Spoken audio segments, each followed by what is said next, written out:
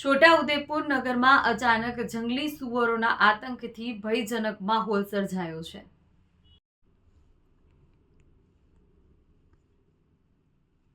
છોટાઉદેપુર નગરમાં જંગલી સુવરોના આતંકથી લોકોમાં ભયનો માહોલ ફેલાયો છે। શહેરના શાકભાજી માર્કેટ વિસ્તારમાં અચાનક જ એક મોટા દાંત ધરાવતા જંગલી સુવર ઘૂસી આવ્યો હતો।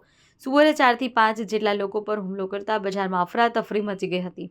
સુવરના હુમલામાં ઇજાગ્રસ્ત બનેલા લોકોને તાત્કાલિક સારવાર માટે નજીકની હોસ્પિટલ ખસેડવામાં આવ્યા। ઘટનાના સમયે બજારમાં લોકોની ભારે ભીડ હોવાને કારણે પરિસ્થિતિ વધુ ગંભીર બની ગઈ। સ્થાનિક નગરજનોએ હિંમત દાખવી સુવરને એક દુકાનમાં બંધ કરી દીધો। ત્યારબાદ બજારમાં ધમાલ મચાવનાર સુવરને કાબૂમાં લેવામાં આવ્યો। ઘટનાની જાણ નગરપાલિકાને કરવામાં આવતા શહેરમાંથી જંગલી સુવરોને હટાવવા તાત્કાલિક કાર્યવાહી કરવાની માંગ ઉઠી છે। નગરજનોનું કહેવું છે કે છોટાઉદેપુર શહેરમાં છેલ્લા કેટલાક સમયથી જંગલી સુવરોની સંખ્યામાં સતત વધારો થયો છે। વારંવાર થતા હુમલાઓને કારણે લોકોમાં ભયનો માહોલ છે। મોટી દુર્ઘટના સર્જાય તે પહેલા કાયમી ઉકેલ લાવવા નગરજનોએ રજૂઆત કરવામાં આવી છે। રિપોર્ટર તોસીફ ખત્રી।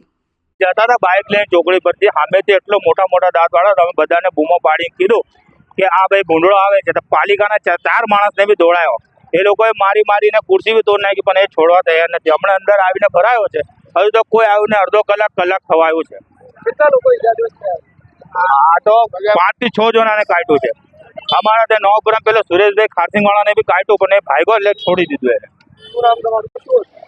અમે લોકો સિલ્વર સ્પૂર હોટલ પર ચા પીવા માટે બેઠા હતા, લક્ષ્મણ મહિના ત્યાં એ ભૂંડ આવ્યું અને 2 કારીગરોને પકડી લીધા એણે।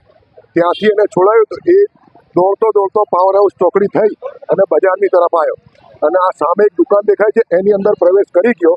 તે ટાઈમ પર 2 છોકરીઓ અંદર હતી। રસ્તામાં આવતા 4 થી 5 જણાને એણે પકડી લીધા હતા, એમને છોડાવ્યા અને અમે બૂમો પાડીને પછી અંદર એ શટલની અંદર જ્યારે ગયું તે 2 છોકરીઓને બહાર કરીને એ શટલ મેં બંધ કરી દીધું, દરવાજાની